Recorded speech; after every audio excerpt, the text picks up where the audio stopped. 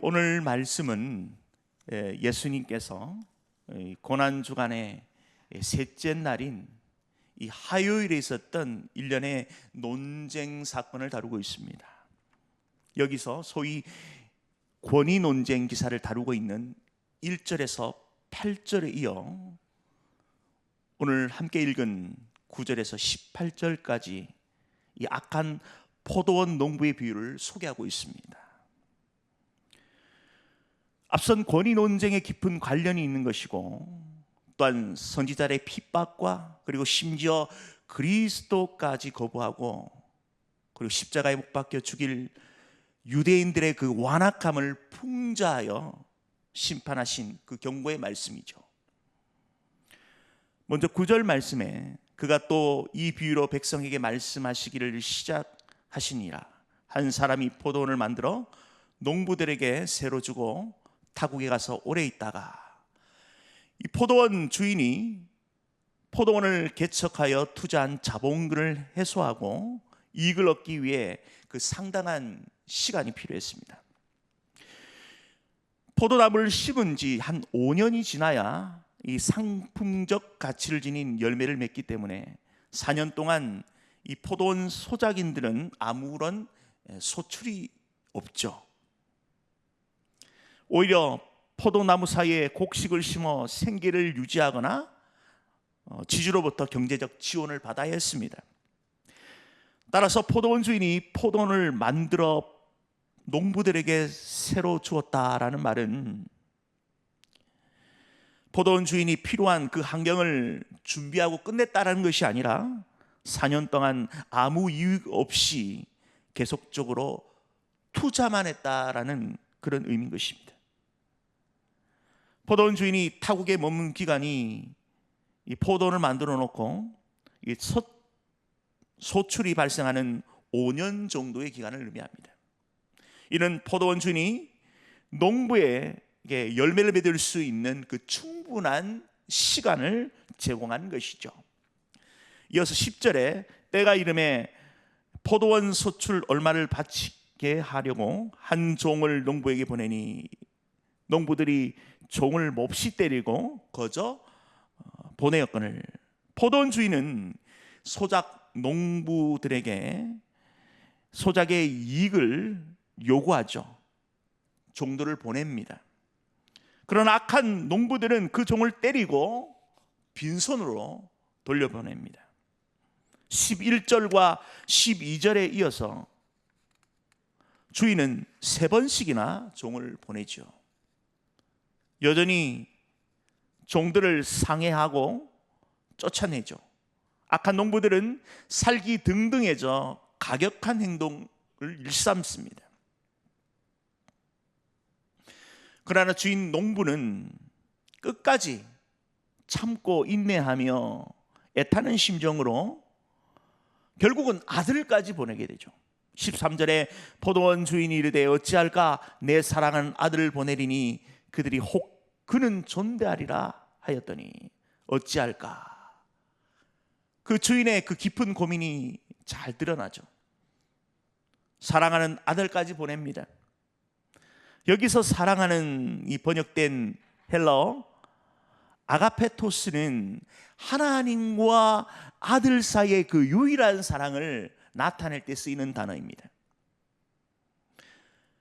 유일한 독생자 아들까지 보내신 그 하나님의 그 사랑을 투영시키죠. 그를 존대하리라라는 그 포도원 주인의 그 심리 상태를 잘 표현하고 있습니다.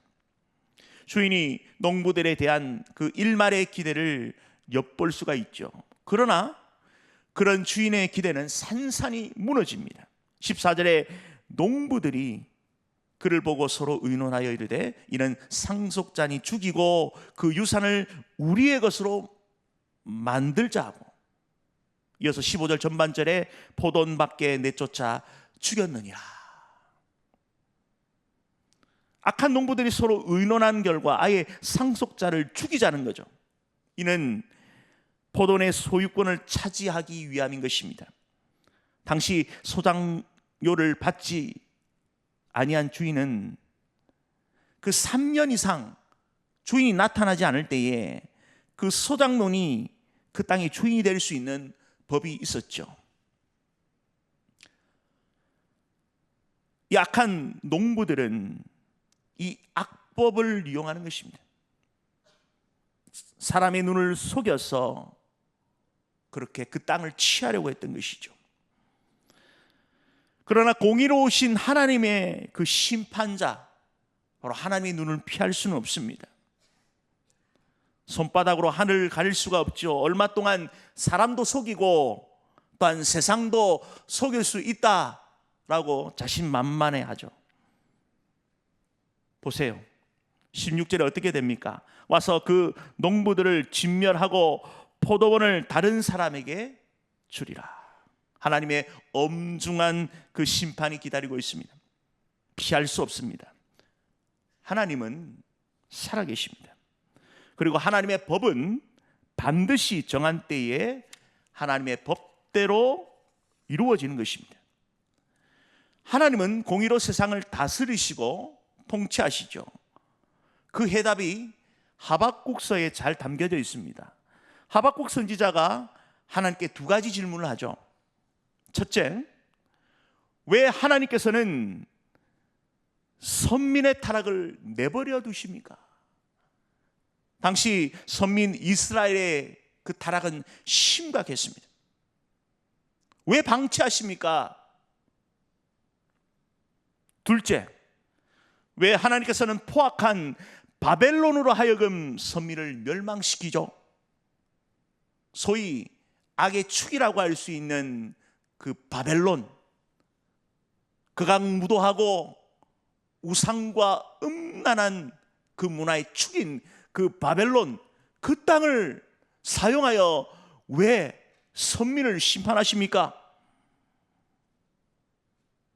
하나님께서 응답하시죠. 선민과 세상 모두 그 악을 정하신 때에 반드시 심판하실 때가 있다는 것입니다. 하나님의 절대 공의를 끝까지 신뢰하는 의인에게 구원의 약속을 하시는 것입니다. 하나님께서 결정적인 대답을 남기시죠. 하박국 2장 4절 하반절에 의인은 그의 믿음으로 말미암아 살리라.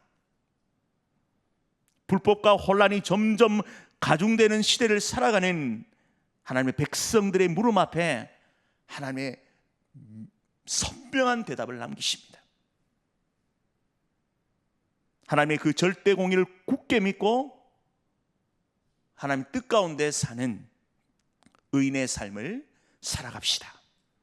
계속해서 17절에 그들을 보시며 이르되 그러면 기록된 바 건축자들의 버린 돌이 모퉁이의 머릿돌이 되었느니라 함과 함이 어쩌미냐. 시편 118편 22절을 인용한 말씀이죠.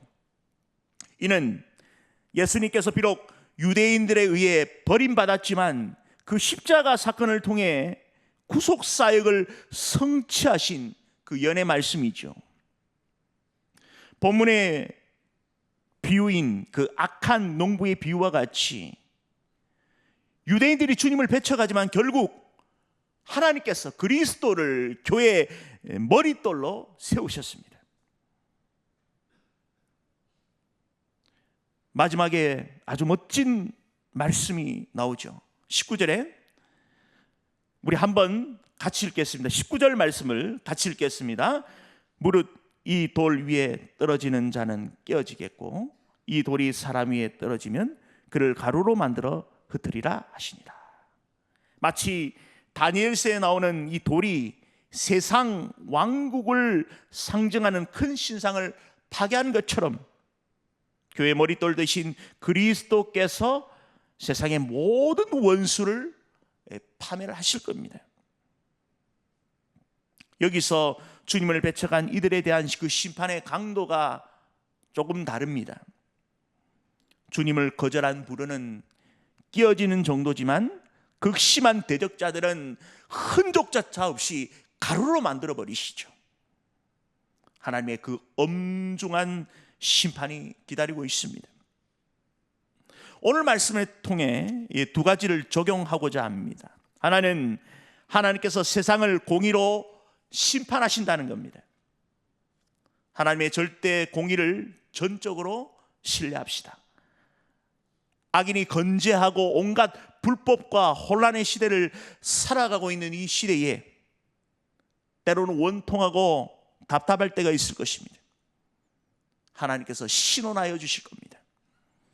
공의로 세상을 다스리시는 그 하나님을 굳게 믿읍시다. 하나님께서 공의로 세상을 다스리신다. 신학적으로 신정론이라고 합니다. 신정론. 전적으로 의로우시고 공의로우신 하나님께서 바르고 의롭게 세상을 완벽하게 통치하신다는 것입니다. 할렐루야. 또 한 가지는 성도인 우리는 이 땅에 의인의 삶을 잘 살아내야 한다는 것이죠. 하나님께서 우리 각자에게 맡겨주신 포도원이 있습니다. 지구촌에 81억이 넘는 인구가 살죠. 각자의 얼굴이 다르듯 하나님께서 맡겨주신 그 포도원이 다 다르죠. 우리에게 믿고 맡겨주신 시간과 재능과 배경 다 다릅니다. 크고 작고를 비교하거나 자랑치 말고 맡은 바 충성하는 그런 포도원지기가 되어야 될 것입니다. 다른 사람의 포도원의 크기와 넓이, 또 그 포도원에서 어떻게 가꾸는지 볼 시간이 없죠. 우리 주님 대신 우리 주님께서 언제 오실 줄 모릅니다. 개인의 종말이든 전 우주적 종말이든 시간은 흘러가고 있습니다. 우리의 맡겨진 시간 속에 최선을 다하는 것입니다. 절대 공의, 세상을 다스리시는 절대 심판자 되신 그 하나님을 굳게 믿고 오늘 하루도 내게 맡겨주신 그 포도원을 아름답게 행복하게 일궈 나가는 우리 복된 우리 대청계 모든 성도님 되시기를 축원드립니다.